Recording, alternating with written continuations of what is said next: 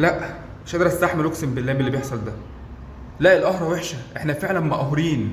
احنا كزملكاوية مقهورين، الموضوع بقى وصل لمرحلة صعبة. تخيل انت يا معلم التيم اللي انت كزملكاوي كنت بتحلم بيه، وبتحلم بان عندك تيم قوي، وفعلا كان عندك تيم قوي. التيم ده اتفكك، التيم ده مشي. وكم واحد كده يا معلم هم اللي راحوا الاهلي. امام عاشور دلوقتي بن شرقي. فالواحد مش عارف يقول اي حاجة غير كلمة واحدة بس. كلمة واحدة بس، نرد على الناس اللي بتقعد تتكلم وتقعد تقول في أي كلام، وإحنا أكبر ألعب في مصر، واحذر ومش احذر وبيانات. هم دول اللي هم فالحين فيه. حسبي الله ونعم الوكيل فيهم. بس هنقول إيه تاني؟